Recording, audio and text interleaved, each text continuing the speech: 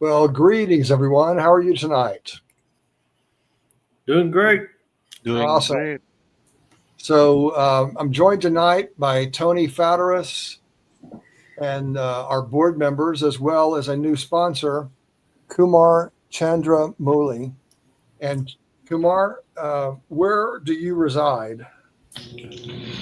Hey, Mike. I reside here in Dallas, North Dallas area, Frisco. Very good, very good. So hopefully, hope to see you next week in person at our happy hour, and then your sponsored happy hour in about a month and a week. So thanks very much for coming and joining us. Tony, how's it going in Florida today? Doing great. It's actually dry for a change, so very excited about that. So you guys have had a little bit of rain? Yeah. It's been very rainy the last couple of weeks, so it's nice to actually catch a break. Got it.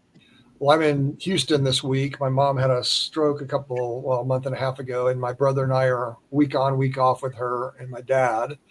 So I'm sporting a picture from the Galveston sunrise, I guess that is. Joe, how about you? Where are you today? Yeah, I'm at home up in the Louisville area. All is good. Very good. Well, thanks for coming out. How about you, Shankar? Hey, hi, Mike. Hello, everyone. I'm doing great. Yeah, I'm based out of North Texas, not Dallas, but Prosper, next to Frisco, so it's closer to Kumar's area. But hope your mom recovers soon. Yeah, Yeah, she's doing a lot better, right? yeah, we'll have our prayers. I appreciate it. Yeah, Yeah. she is very appreciative of those and feels them. Actually, I took her to Brenham today to see her best friend, who Sure. she hadn't seen in a while. So it was a good day, and she got a lot of energy out of that. So she's doing great. Thank you. Wonderful. Nice. All right, Akshay, how about you? Where are you? I'm doing a good, Mike. I am from Flower Mound, Texas. The Mound. And I think you have another mounder right there with Brian Williams, right, Brian? That's right. That's right. We're just next door neighbors. I went, knocked on his door earlier. Very good. Very good. Well, I appreciate everybody coming out today. Tony, I think you and I have talked about AITP before, but AITP was started around 1949. We have it, I think, as 52 on our thing, but I looked at some other documents and found out that it was actually started in 49. It wasn't chartered until 52. But it's been around a long time, and it's basically for the advancement of the technical profession. So Association of Information Technology Professionals. We're the Lone Star chapter, and the Lone Star chapter happens to cover the entire state of Texas from an online perspective. And then we have member and sponsor-led meetups or happy hours across the state. We're mostly from the DFW area, but our one of our former board members lived in Austin, which started the whole Lone Star thing. He's on our advisory board now, but is no longer on the board. So, Bill, if you're there, hope things are going well for you in Austin. So if you'd like, if you are on Facebook or LinkedIn or X or YouTube, which are the four channels that we broadcast this to monthly, please like and subscribe, and stay tuned for our new website, which will come up hopefully by next month, so that you can join as a chapter member. So thanks very much for coming out tonight. We're all about professional networking. Our speaker is actually living in Florida and working in Burbank, California, but really is a global presence in the OCM community. So really appreciate Tony coming out because that is the greatest part of being a part of AITP. You get to hear from groundbreaking authors and educators and practitioners all over the world here online at AITP Lone Star. We focus on people, process, technology. You'll hear Tony talk about that from an AI perspective tonight. innovation and give back. And we do have the partner events where we get to know each other in person a little better. And there might be a couple of libations for those of you who are interested in doing that as well, since we're primarily at brew houses and pubs and things like that. One of the things that happened in the last month that I didn't want our chapter to forget about is the death of Charlie Kirk. Well, I'm not going to get into any of the political part of what's going on with that. The question that I wanted to ask, and I actually have this on my LinkedIn profile. So if you look up Mike Rochelle MBA, I think it's the second article that I have highlighted in my thing. I asked him the question, how can we insert heartfelt dialogue into our lives and institutions? And I want to read this introduction to you because this is a thing that I did last Saturday night with Joe and his wife, and hope to continue on with many others as you'll hear at the end of the show tonight with a little announcement that I'll make. So the post that I have in LinkedIn, it says, end violence with heartfelt dialogue at each sunrise. Today, September 11th, and yesterday reminded us of the end of culture, any culture deprived of true dialogue. It ends in violence. Therefore, we must insert heartfelt dialogue into every part of culture, today and forever. David Bohm, a physicist and philosopher, developed the concept of the pool of shared meaning, sometimes described as a stream or flow of shared meaning, as part of his work on dialogue, particularly on the book On Dialogue. He viewed dialogue not as debate or discussion where ideas compete or are broken down, but as collaborative process where participants suspend their judgments, listen deeply, and contribute to a collective understanding. So that's completely different than most of the quote unquote dialogue that's happening today, right? Which is mostly debate or discussion or totally ignoring the other side and their perspective on any topic, name it. This creates a pool of shared meaning. So when you create a collaborative process to do that, it creates a pool of shared meaning that emerges from the group, allowing new insights to arise that no individual could access alone. Bohm emphasized that this shared meaning acts as the glue or cement that holds societies together, forming the basis of culture. And what he says too, and Tony, you'll find this interesting, when teams do not have shared dialogue, or as I call it, heartfelt dialogue, that they cannot enter into the pool of shared meaning until all of the individuals clear themselves of anything that's holding them back from this openness. Without coherent shared meaning, he argued, societies become fragmented and incoherent, leading to a conflict and dysfunction. For example, in dialogue, assumptions and opinions are openly explored without defense or imposition, fostering a flow of meaning that unites people even amid disagreement. The application of this concept to the First Amendment lies in how free speech protections enable the open, uncoerced exchange of ideas necessary for building and maintaining a pool of shared meaning in a democratic society. The First Amendment, which safeguards freedom of speech, press, assembly, and petition, creates the legal framework for individuals to share meaning freely without compulsive urge to impose our view or conform to those of others, as Bohm described it. Now, he didn't write about this necessarily. I combined these two ideas together in this letter.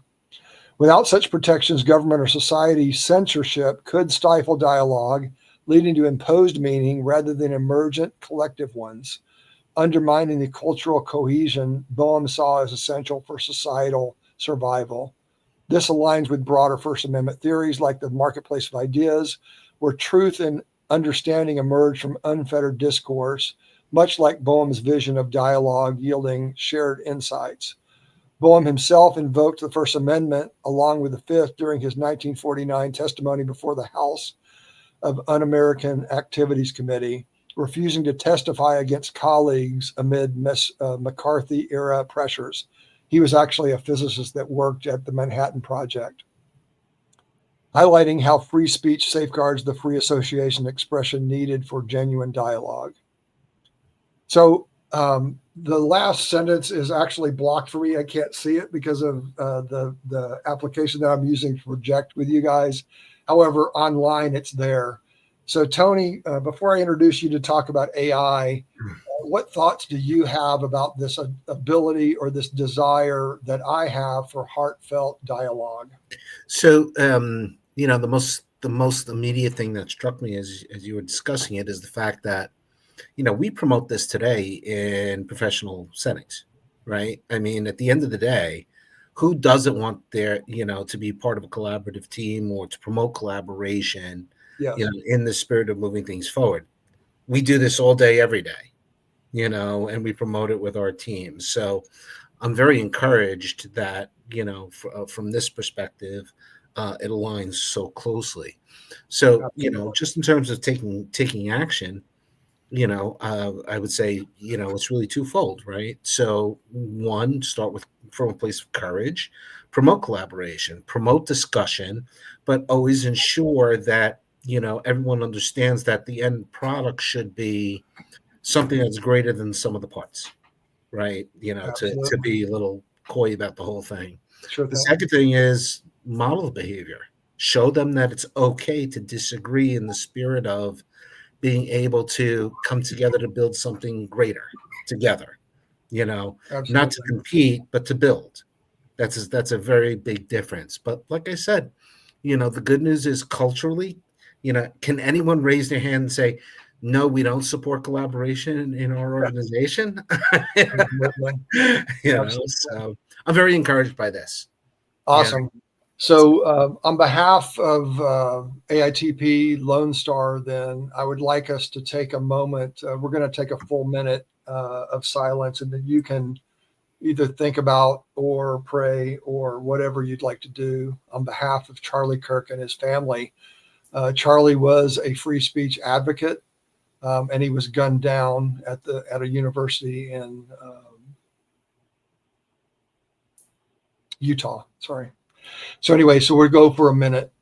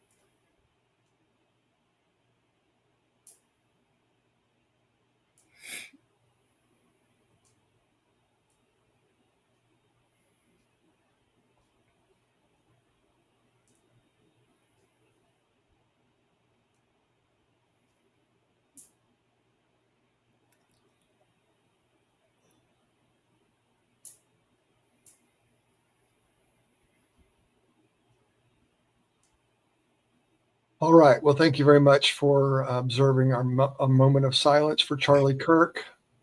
What I'd like to do now is introduce Tony. So for the board, I actually introduced them to him or him to them before we started the broadcast. Tony and I have known each other for many years. He was my customer / partner at Mattel when I was doing some transformation work for him and the CTO there. We met and hit it off immediately. And then about a year ago, Tony wrote a book called AI Ready.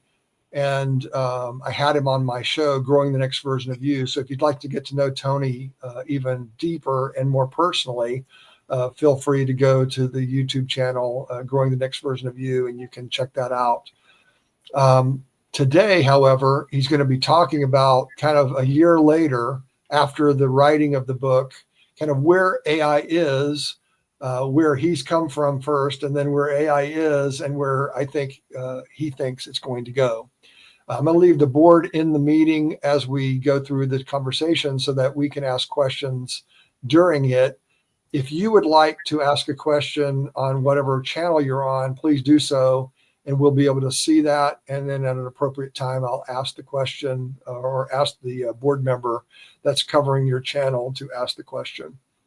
All right, Tony. So thanks very much for coming out. I'm going to bring your slides up. Great. Thank you. you. You are good to take it away, my friend. Awesome. Thank you. And to everyone, you know, I appreciate conversations. So please, you know, don't feel like you have to wait to the end or anything like that. You know, my bane is talking at people. I can't stand that. So I'd rather have conversations with everyone. And Mike, I think this is the final slide. Well, that's probably because I didn't start it at the beginning. About that. There you go. Thank you so much. So, you know, everyone online and everyone in the room, feel free to just hop in and you know, agree, disagree.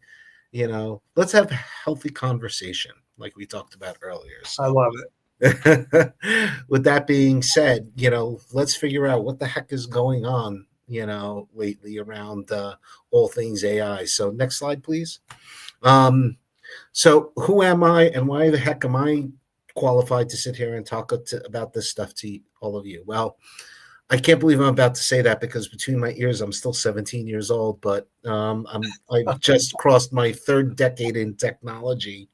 So, you know, I started like, you know, perhaps some of you like Mike in the big iron days, and I've seen everything kind of develop and all the fads come and go and, you know, what stayed and what went. So I am also a board member of a sister professional organization for technology. It's called the Society for Information Management, also a nationwide organization.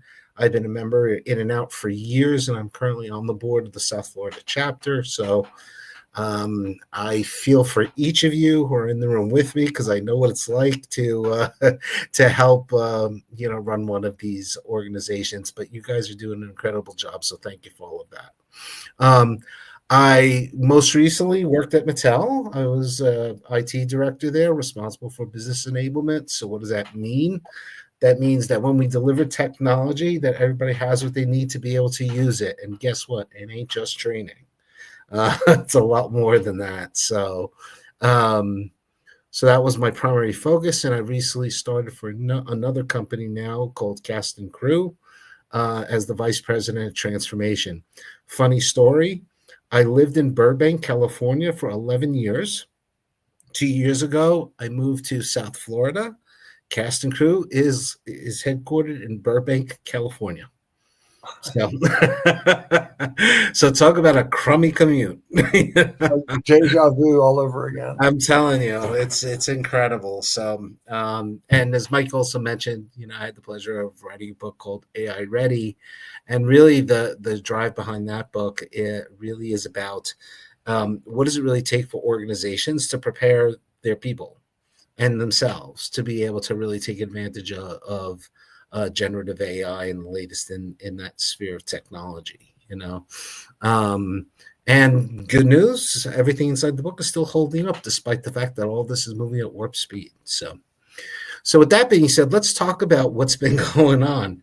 So, you know, a lot of people really point it back to when ChatGPT launched as really kind of the impetus for the conversation around generative AI, right? It's really when, you know, that event really kind of thrust everything into the spotlight. So that's kind of where I'm starting this conversation from. If you think about it, we haven't even made it to 3 years yet. And think about from the first time that you've heard about ChatGPT, and it may not have been November 22, it may have been later after that, to now, how much has changed in that arena. It's incredible, you know, what has happened and, you know, our expectations as well. But I put this together in the manner that I did to illustrate some important things. After the initial introduction of ChatGPT, you know, we started learning about it. You know, a good chunk of 2023 was really spent around new products coming up, right? New models. It was really the year of the models, understanding models, and understanding how they work and which models are better and which products are better. Are you a Claude person? Are you a ChatGPT person?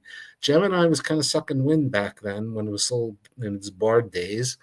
And then later in the year, Microsoft started to announce the introduction of Copilot, and everybody was like, oh my gosh, this is now going to be, incredible. And then we all saw their pricing and we said, not that incredible, So, so 2023 was really the year of the model and really just trying to wrap our heads around what can you actually do with this technology.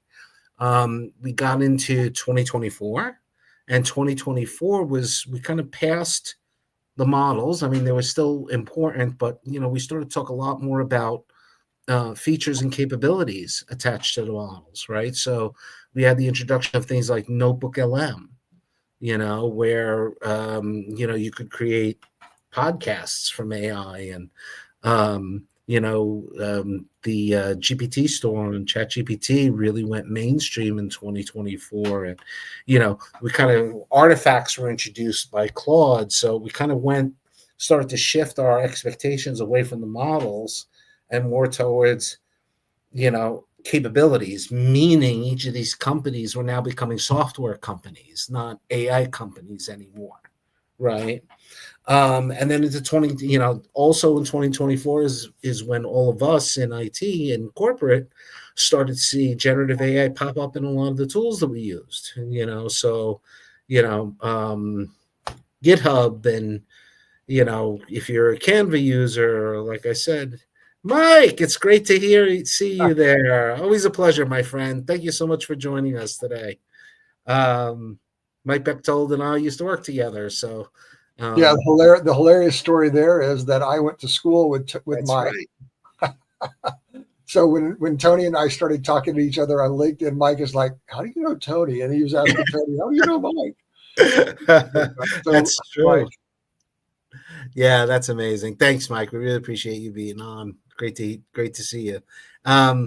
So 2024 is really when. Hi, Janet. Great to see you. So Janet is in. Let's see, where is Texas Tech? Is that Abilene? Anybody? I think it is Abilene. Lubbock. Sorry. So she used to live in Dallas, but she's now in Lubbock. Yeah, I was like, the guy originally from New Jersey, lived in LA and now lives in South Florida, has no clue. Yeah. Everywhere I've lived, I've flown over Texas, unfortunately. Yeah, we'll have to fix that. We'll have maybe our Christmas party. You can come and join us. Oh, that would be great. Well, I heard libations, so definitely. There will definitely be libations. Yeah. So 2023 was really kind of, hey, it's all about the models. 2024 it's about the features. They now started becoming software companies, and traditional software companies, started integrating it into their products. 2025 is really a year of massive evolution as well, because now all that technology has had an opportunity to marinate. Okay. So, like I said, it's not even 3 years yet, and already you can kind of see how quickly things have changed dramatically.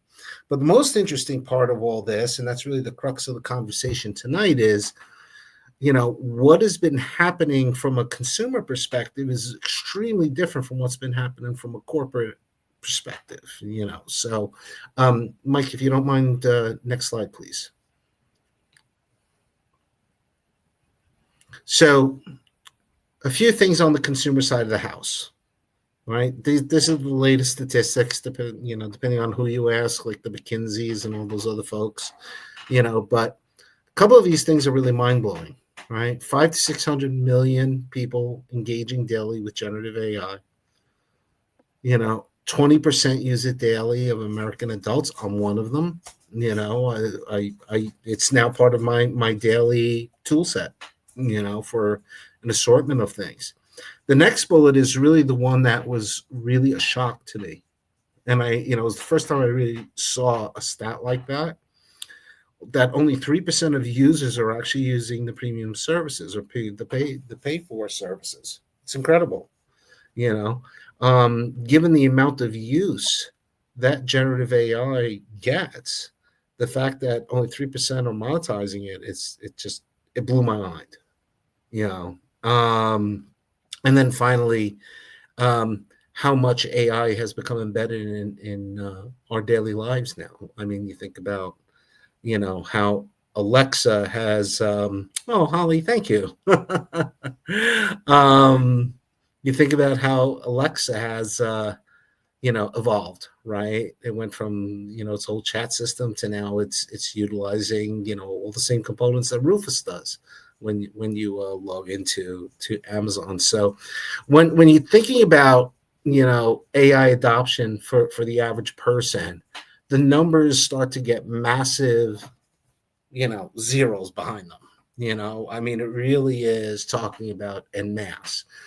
Last time we saw stats like this was, anybody want to take a guess, actually, before I kind of let the cat out of the bag? It was fairly recently. It was probably many of our careers that we saw the beginning of the internet, maybe? Yeah. No, much sooner than that. I mean, it wasn't that long ago. That's what I'm trying to say. We went through this fairly recently, this type of shakeup. Okay. I'll give everybody the answer.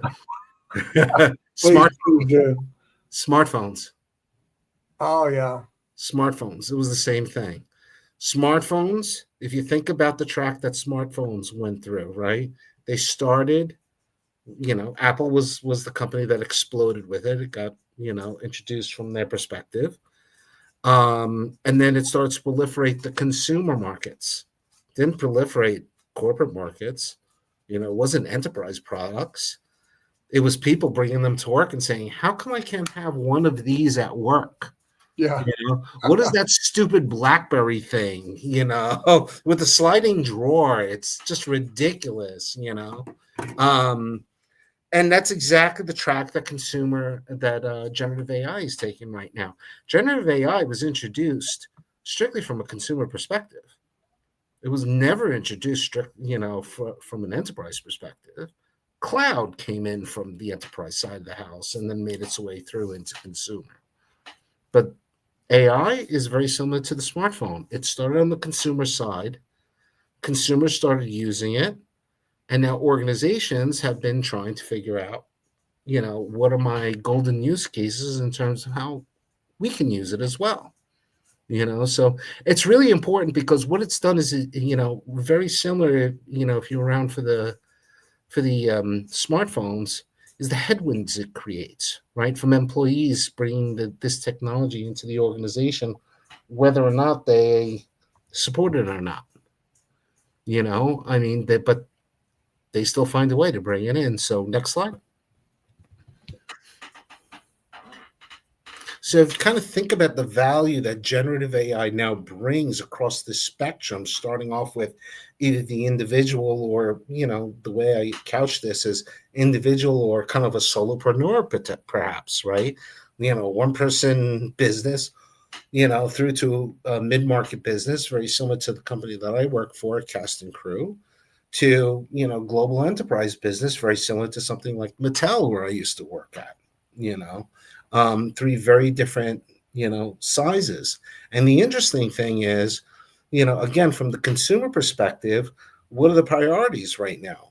It's really about getting access to the technology in an accessible and affordable way. Remember that statistic that I just showed you earlier? Only 3% are paying for premium services. That's still mind-boggling. So people are looking for ways to leverage the technology to help them in the most cost-efficient way, and usually that means free. The value that it brings them really is their personal efficiency, and it also gives them new capabilities. I'll give you a terrific example. I've been a communications guy for a pretty good chunk of my career. I'm terrible at writing online. Terrible. I used to stress about, posting on LinkedIn and that sort of thing. Now, I give a couple bullets. This is what I want to talk about. Make sure you include this. Clean it up and present it in a nice clean way. And by the way, this is what I sound like. Boom.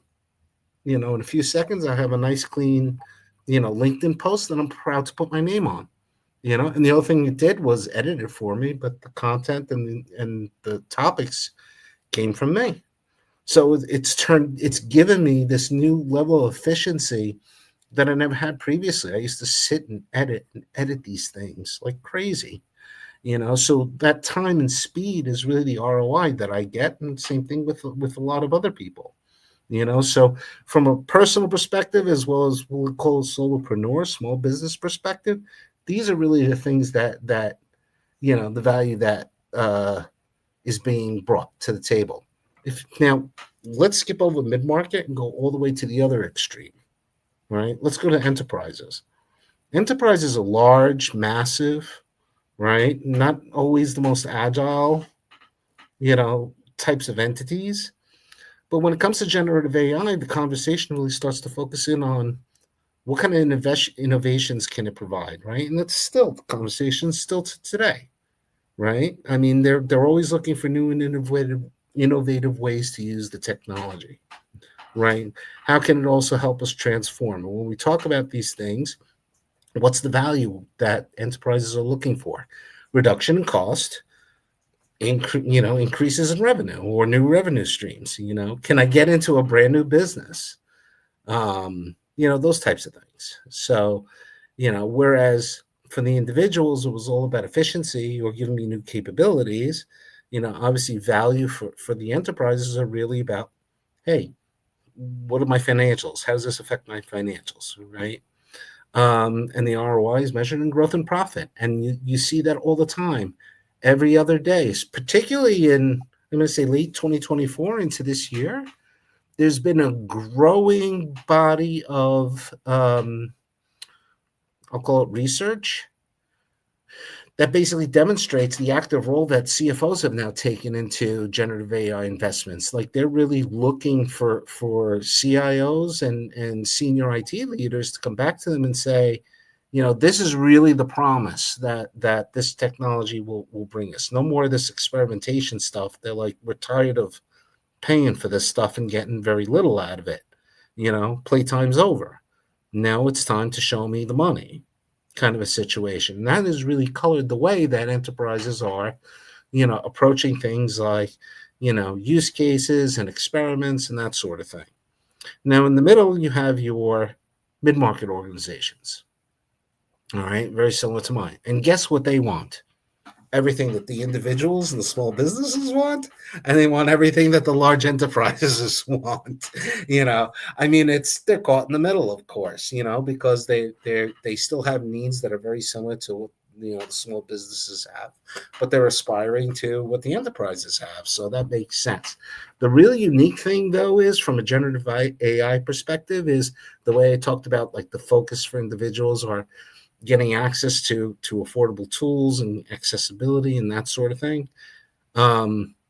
It's really about them kind of evolving to the next level to say, yes, I want those things, but I want it specifically for my industry, right? So if I am in healthcare, how can I apply generative AI or get my hands on tools or make positive changes specifically for healthcare? And then kind of evolves out into the enterprise. So that's really kind of the unique thing there. So you can kind of see that there's this broad spectrum here. And the reason why I'm showing you this is because, remember how I talked about earlier, those consumer stats and the fact that the technology actually came in from the consumer side of the house. It creates this headwind, right? Because if you ignore all the text below the line on the slide that you're looking at, you've got this headwind now kind of from the individual that's blowing out towards the buildings. It's like, I'm doing these things now, and I've got all this efficiency and new capabilities and that sort of thing. How come when I go to work, I can't do my job better? How come I don't have access to these tools necessarily? Or, why do I have to jump through extra hoops because of things like governance or security or blah, blah, blah, blah, whatever the case may be, right? So there's this massive headwind that has, been created from individuals into their organizations as a result of all this. And it's really fascinating. And the reason why I'm highlighting this fact is there is now this schism between individuals and organizations. Individual technology adoption is happening at warp speed. Okay, particularly with Gen Z. Gen Z is really feeling it, right? Now on the flip side, you've got enterprises where, because they're bureaucratic, they have very large responsibilities. If they screw up, they could, their products could be tainted, whatever the case may be. They have to be very judicious. So of course they have to move a lot more slowly because of governance and that sort of thing. So you've got this schism now in kind of two different worlds where things are happening at a lot more agile and warp speed on the individual side, but on the organizational side, things have to be a lot more methodical, better thought out. You have to prove value now, and things are not happening as quickly. So let me pause there. Does that make sense to everybody? Do you kind of understand where we are and how we got there? Yeah, Tony, this is Mike. It makes sense to me. I see a couple of different examples I'll give you, and you diagnose kind of where they are. Mm-hmm. So one guy I know runs a home healthcare company. Mm-hmm. They have 3 active AI projects that are going to impact the bottom line very quickly, right? In efficiency, they're basically the return on investment is based on efficiency, right? They can do more with fewer people by using AI for the various different things that they're applying it to. So they kind of are sold on it, and they're a mid-sized company. Mm-hmm. Another mid-sized to large company, I know the CIO there 6 months ago was on a panel at a Gartner conference, and he was the skeptic of AI. That was his role. Yet now his board is telling him, hey, we are hearing all these great things that are happening, so we want to get going a little faster. Right. So it's kind of all over the place. Mm-hmm.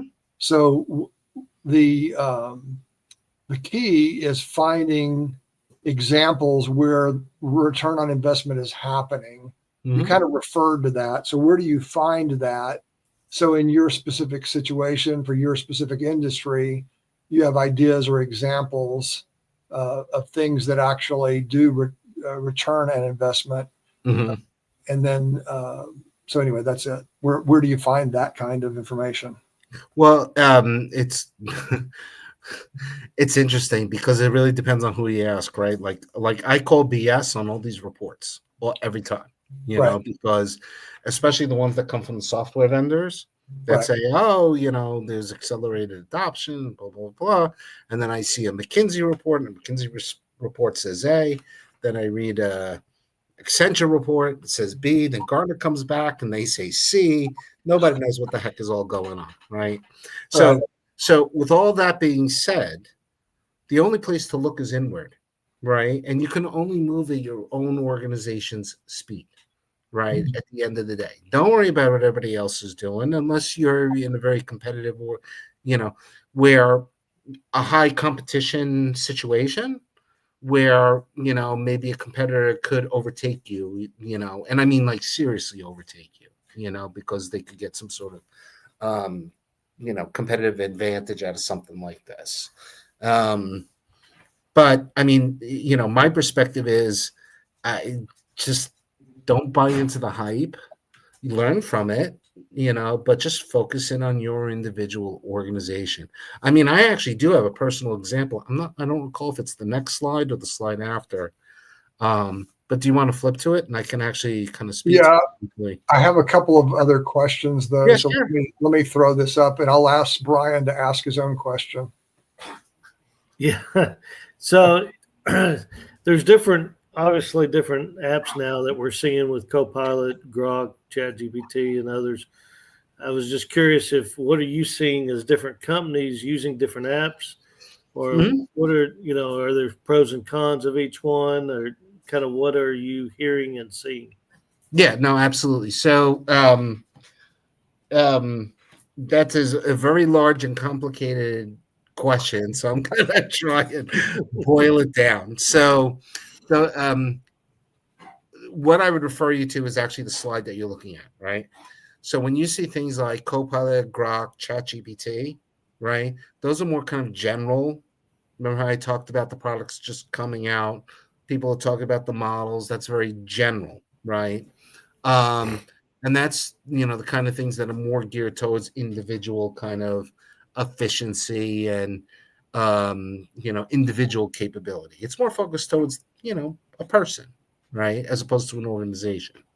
When you start kind of moving up into the organizational level, that's really where you start to see, software companies, tool providers start to leverage the technology into more industry specific solutions. So, great example that I've seen in a couple of different places is sketch to render. So, whether it's a fashion designer, because our mutual friend Sven over there at the Gap, right? For fashion designers, they sketch things out, and then generative AI takes the sketch and actually turns it into variations of actual designs.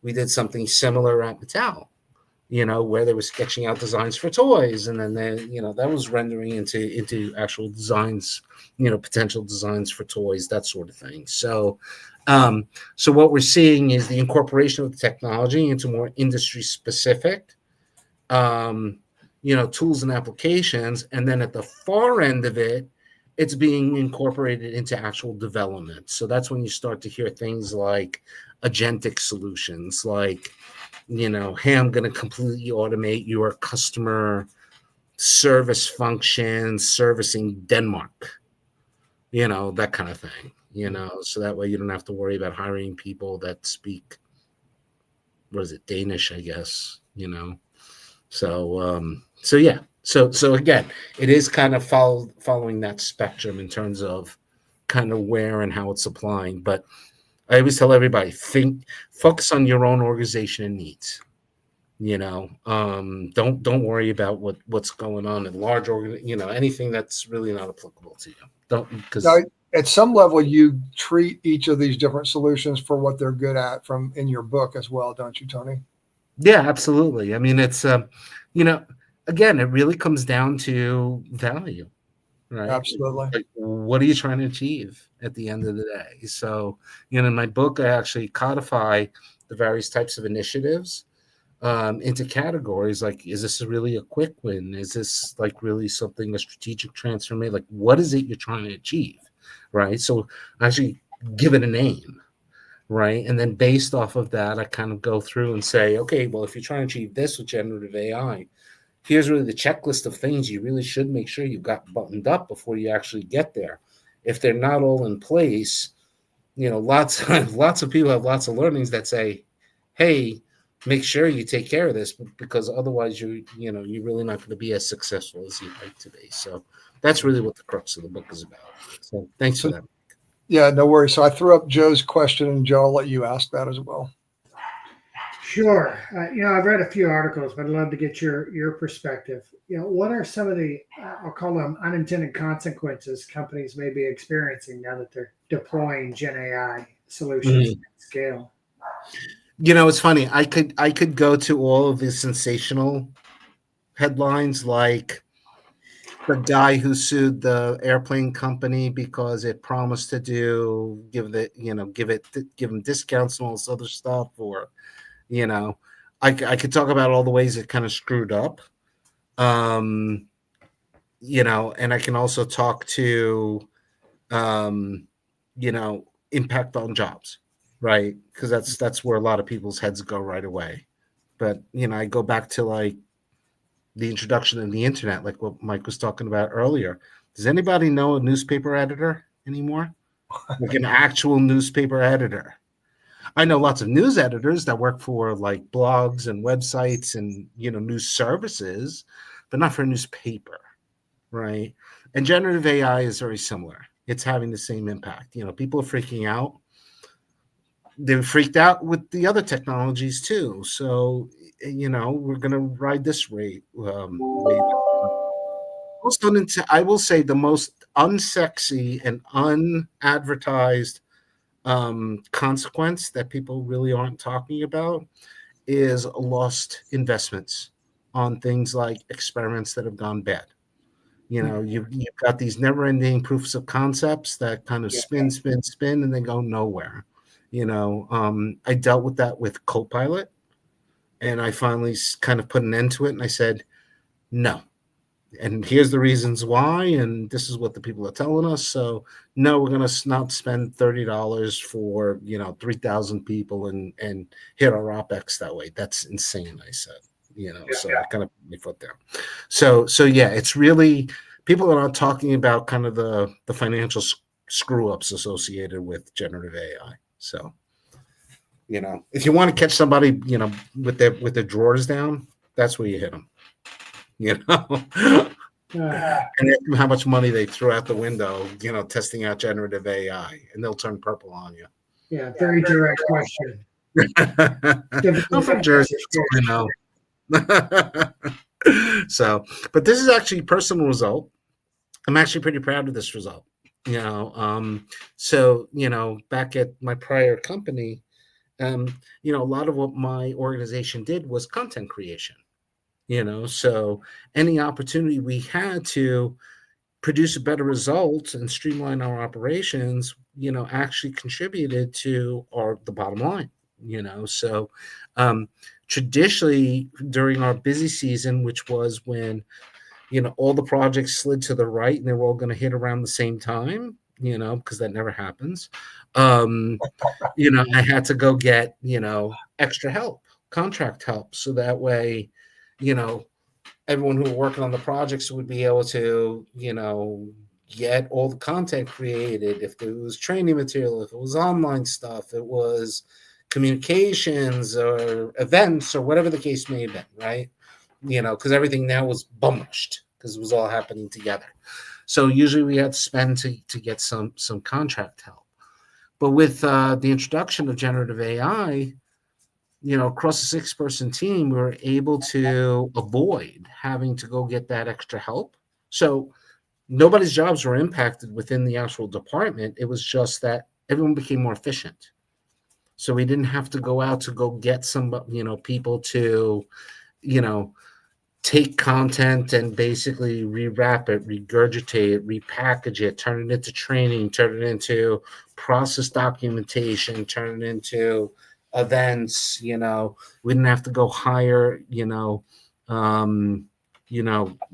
actors on Fiverr to act out for online trainings and things like that. We're able to produce all this stuff in-house with a few clicks. So we actually saved about 2,000 hours of work across 6 people, and that resulted in $125,000 in savings. Money that we weren't. So the following year, I was able to take that $125,000 and actually go hire a full-time person instead of getting contract people. So it was a win-win for everyone across the board, because now I have a supercharged team that's doing much more work, and I was able to add headcount as a result of that because I was able to prove the value. So I'm very proud of that case. I wasn't done by design, but we kind of figured it out along the way, and we actually tracked it, and it worked out very, very well for all of us. So I was very happy with the results. So when Mike says, "Hey, what's been happening?" From last year to this year, I specifically ate my own dog food. And when I ate my own dog food, this was the results. So that's pretty awesome. Yeah, I was really, really, really happy with it. So next slide, just to kind of round it out. We talked about consumer adoption statistics. Well, here's a few on the corporate side of the house, right? And again, right, you got to take some of these things with a grain of salt. I don't really give a rat's patootie where you're reading it. 78% of global companies, I think this is a McKinsey stat too, are now reporting using AI. And at least, that's fine. They're not telling you what AI. So, Sally Sue or Billy Bob are sitting there using ChatGPT in the corner. Bing, there you go. They're using AI, that kind of thing, right? So, so even though it's saying, hey, it's permutated across the company, don't think it's so organized, or as ingrained as they're trying to make it sound, right? 40% of employees report using AI at work. Sure, because the other 60% are still dealing with, leadership trying to figure out how to apply AI inside the company. So you got to flip the script sometimes, right? And you really do have to look at the empty half of the glass, So, there's the AI market. So for the enterprise companies, yep, there's lots of money to be made these days, right? Because everything has to have AI in it. Even this was the most funniest thing. I actually couldn't believe what I was reading. Adobe AI incorporated generative AI into Adobe Reader, the thing they actually look at the PDFs documents with. And I said to myself, so people are going to pay to actually take a 10-page PDF and ask the thing to tell it what the PDF says. I just, that blew my mind for some crazy reason. It was like, and they're making money off of this, so I thought that was incredible.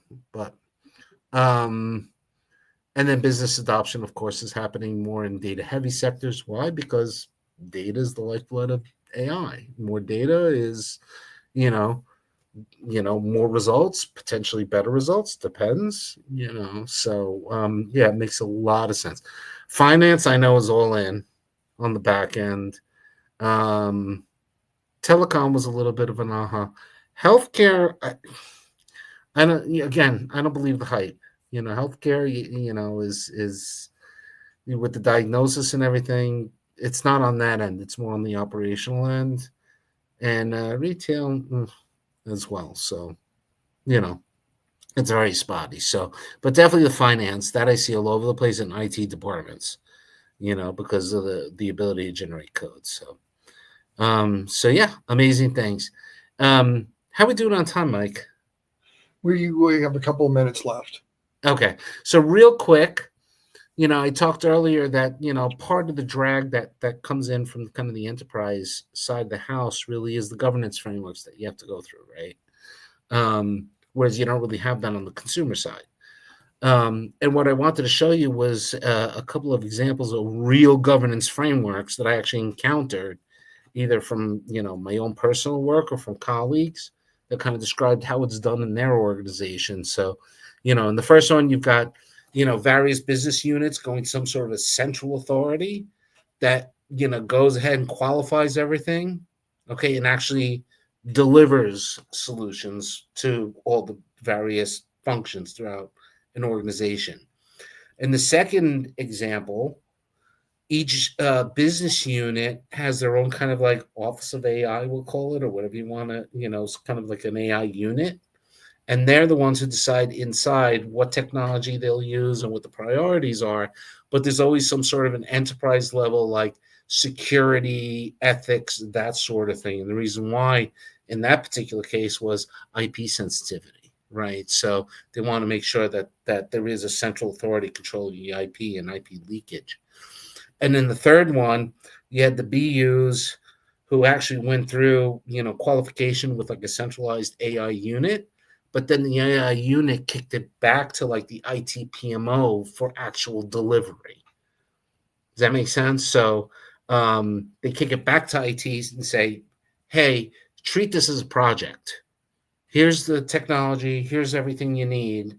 Now you guys go deliver it because you guys are all about delivery. So it's interesting to see that there's so many different ways that organizations are actually going ahead and executing in terms of AI governance. And like I said, these are just 3 real world examples of how I see these things happening. So it's not it's not surprising when you look at this and say, hey, organizations are moving a lot more slowly than the consumer side of the house. We talked about a lot of the reasons why, but this is really the microscope you get to look at it. So with that, I think that wraps up the conversation. Thank you for participating, everyone. By the way, that is a little picture of my book. It is available on Amazon in both ebook and hard copy. It's very compact on purpose, but chock full of lots of helpful information. So, feel free to check it out, or if you have any questions, you can always tap me on LinkedIn. So thank you very much for hosting me tonight. I hope this was helpful. It was great, Tony. Thank you very much. I appreciate it.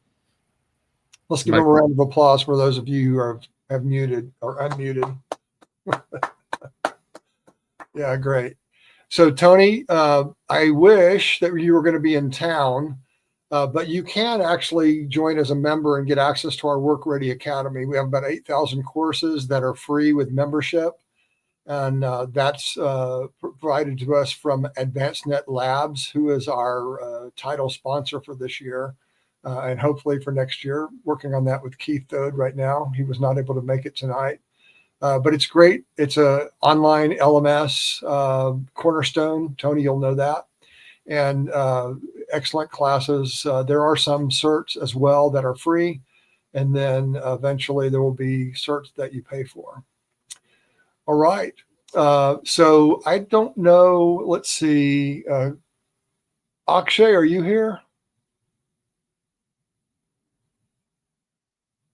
I guess Joe had to step out. Mike, I'm here. I'm sorry. Okay, you want to talk a little bit about the happy hour next week for? Yeah, so we will be having our like a monthly happy hour next week on the 25th of September. It's being sponsored by Augusta High Tech, and it's going to be at the Holy Greg Pub on 121 in Preston, starting from 5 p.m. I hope like everybody can join us for the happy hour. Yeah, and I think it'll go till at least 8 as well. This is an old slide, so I'm pretty sure it's 5 to 8. And it's a great place. We'll be outdoors in this little area right here. I don't know if you guys can see my mouse, but the selfie was actually taken by Akshay, but Karthik is the gentleman that's standing right behind him. And you'll see Joe and I in this picture, as well as a bunch of other fun guys. So would love to have you guys come out to Augusta High Tech's happy hour next week on September 25th. And then I'd like to introduce everybody to our brand new sponsor, Karthik, who's going to be sponsoring a happy hour in October. And that's going to be on the 23rd. So Kumar, I'm sorry, Kumar, I said the wrong name.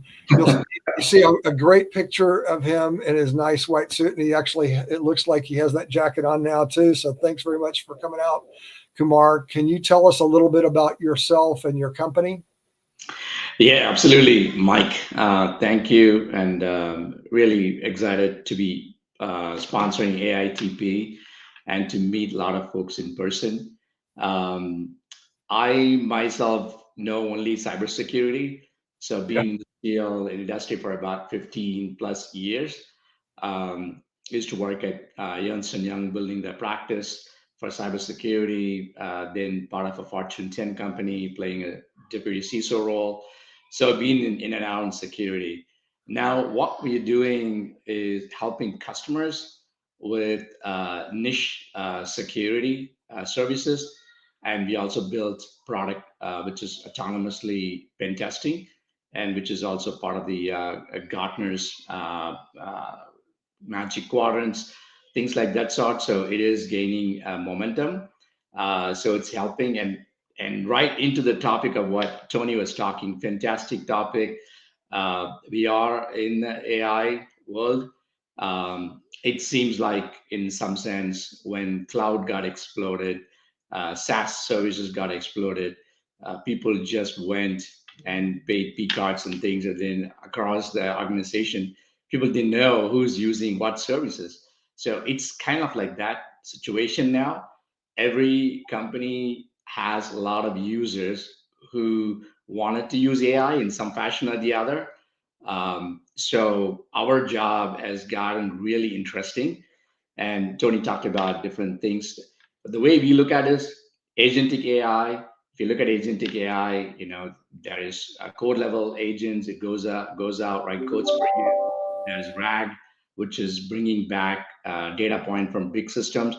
So how do we build security around it? Tony talked about all the use cases, but we look at those from a perspective of a security. What if the RAG is not properly guardrailed? It can leak some sensitive data into the search queries. What if the coding agent, autonomously, it goes writes code and it builds into the software pipeline, and it can act in behalf of humans and approving things. And what is the guardrail around it, right? People don't look at all of this. We are in autonomous agent driven systems, but if you look at the security risk around it, it's a lot. So in generally, we help a lot of customers in those niche area as well. So we generally go with the approach. Agentic AI is smart. It's an actually treated should be like an autonomous software infrastructure.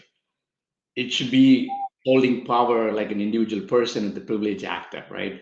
We should treat them like an agent with the privilege actor, not just a system. So that's kind of how we approach security in the new buzz world of AI.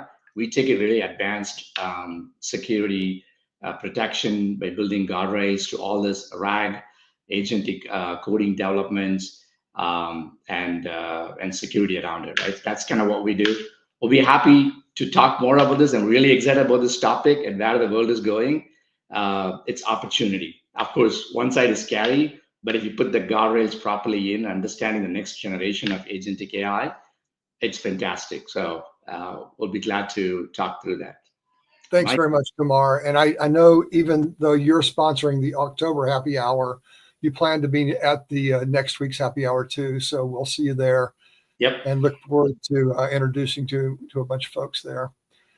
All right. So the last thing, last Saturday night, Joe and I and his wife got together, started a conversation regarding the thing that I started out discussing at the very beginning of the show regarding dialogue and ending violence through that.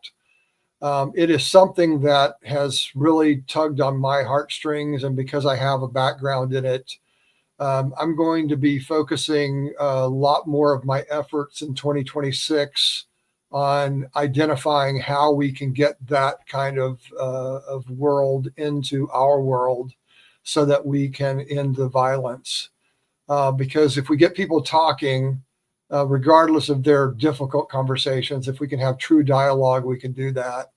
So stay tuned for details. I have the working title for the group is the Global Concord Working Group, and that's associated or connected to some ideas that came out of the Belfast agreements whenever the Protestants and the Catholics agreed to end the violence over 30 years ago in Ireland. So it's actually, they actually had some work that was quite significant in those arenas. So that's where the name comes from, the Global Concord. And I'll be doing that as leadership in that regard. I'll be stepping down as the president of AITP Lone Star. I'll stay on as the president emeritus, but we'll spend most of my time working on this new activity. So if you're interested in that, please connect with me and let's follow up on that. I asked everybody to think about what you thought about dialogue. Is there anybody that would like to add anything to what Tony so eloquently said?